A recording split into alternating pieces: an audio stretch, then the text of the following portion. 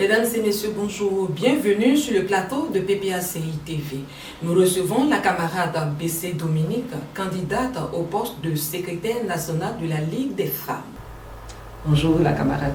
Bonjour camarade. Vous pouvez vous présenter aux téléspectateurs? Merci. Je suis la camarade Dominique BC, militante engagée du PPACI, secrétaire national technique chargé de la promotion du panafricanisme au sein du PPACI, était membre du présidium aux premières heures du congrès constitutif les 16 et 17 octobre 2021 de notre parti.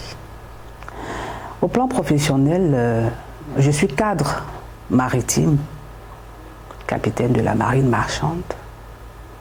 Je suis en ce moment en poste au port autonome d'Abidjan. Pourquoi vous avez décidé de briguer le poste de secrétaire national de la Ligue des femmes? Merci camarade. Alors, ce désir de briguer le poste de la présidence, c'est un désir qui date de loin. C'est un désir lointain.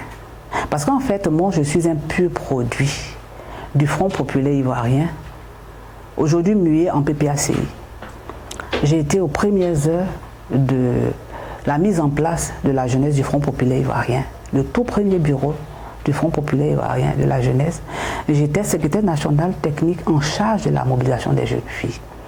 Et donc cette motivation est restée, elle demeure. Aujourd'hui, je suis une femme. Et nous parlons de la Ligue des femmes. Quoi de plus normal de me présenter, de suivre ce que j'ai commencé depuis très jeune. Aujourd'hui, je me dis que le moment est venu de me mettre donc au service de mon parti, d'être la porte-parole du président Laurent Gbagbo auprès des femmes, de porter les valeurs, de distiller les valeurs que le président lui-même prône, c'est-à-dire des valeurs de paix, de justice, de solidarité. Ce sont ces valeurs-là qui m'emmènent à être aujourd'hui, et toujours d'ailleurs avec le président Laurent Gbagbo. Et donc pour moi, le moment est arrivé pour moi de me mettre au service à travers la Ligue des femmes. Pourquoi les femmes doivent voter pour vous?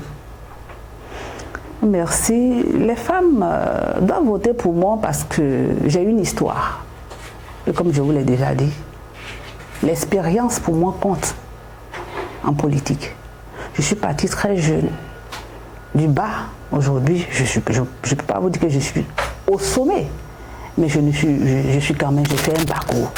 Donc je suis une ancienne. Je connais l'histoire du Front populaire ivoirien, aujourd'hui mieux en PPACI. Et pour moi, l'expérience compte. On devrait porter le choix sur ma personne, parce que je suis une femme dynamique, très engagée. Les combats que nos pionnières ont menés, nos pionnières c'est lesquelles? Je vais parler de Guy Valère, Odette Souillé, Marie-Odette Loronon, c'est nos pionnières. Elles ont porté le Front populaire sur le front baptismal. Elles ont battu le pavé pour le Front populaire ivoirien avec les femmes. Elles les ont mobilisées. Aujourd'hui, je pense que je suis le relais de ces femmes. Je veux prendre donc le relais et marcher dans les pas de ces femmes pionnières qui se sont mobilisées pour leur parti. Et donc pour moi, la personne idéale, le relais de cette génération avec la nouvelle génération, c'est moi. Donc je pense tout naturellement que les femmes devraient porter leur choix sur ma personne. Et ensemble, nous allons nous mobiliser pour les batailles futures, je les ai tantôt. Nous avons à gagner les élections en 2025. Qu'est-ce que nous allons faire? Il faut commencer déjà à nous battre, à nous engager, à nous remobiliser pour la réinscription du nom du président sur la liste électorale. Mais nous ne ferons pas cette bataille-là en marge de notre parti parce que nous sommes une structure spécialisée. Et ce que nous allons faire, c'est avec la ligne du parti que nous allons mener ces batailles-là. Vous avez également la CEI, cette CEI qui est conflictuelle, qui est confligène. Cette CEI-là doit être, on va dire, détruite, démolie. Je pèse mes mots quand je dis démolie pour être reconstituée. Et ça aussi, il faut se battre pour ça. Et enfin, 2025. Il faut aller à 2025 où nous avons, nous dans notre tête, Notre champion, c'est le président Laurent Gbagbo. Il faut qu'on se batte. Il faut que les femmes se remobilisent. Il faut que les femmes se dynamisent pour aller à ces élections en 2025. Donc pour moi, c'est important qu'une personne qui incarne le relais, l'expérience, motivée, déterminée, qu'on puisse se mettre avec cette personne-là pour tirer vers nos prochaines échéances électorales. Absolument. Moi, j'incarne, toute modestie mise à part, la loyauté. La loyauté, c'est important. Dans un parti politique, il faut être loyal. On ne passe pas d'un parti à un autre. Quand je parle d'expérience, on a acquis des expériences avec un parti, on reste dans ce parti et on fait profiter son expérience aux plus jeunes. En termes de transhumance, j'estime que chacun a sa manière de voir les choses. Moi, je pense que être dans un parti politique, démarrer avec un parti politique et rester fidèle à ce parti politique. Donc la transhumance, pour moi, je ne me sens pas vraiment concernée. Personne ne pourra me détourner de mon idéal, de l'idéal que je poursuis avec le président Laurent Gbagbo. Je vous ai dit tantôt qu'il incarne la justice, les valeurs de paix, de solidarité. Et quand je vois dans le paysage politique, je n'en vois pas d'autres qui incarnent ces valeurs. Donc, je ne vois pas qu'est-ce qui va m'emmener ailleurs, que ce n'est que de demeurer là où ces valeurs m'attirent et qui m'ont toujours attiré. C'est ça. Alors, comment j'allie la vie familiale avec la vie professionnelle? Moi, j'ai vécu dans une famille politique. Ma mère, Antoinette Bessé, notre maison était la base du Front populaire ivoirien à Koumassi.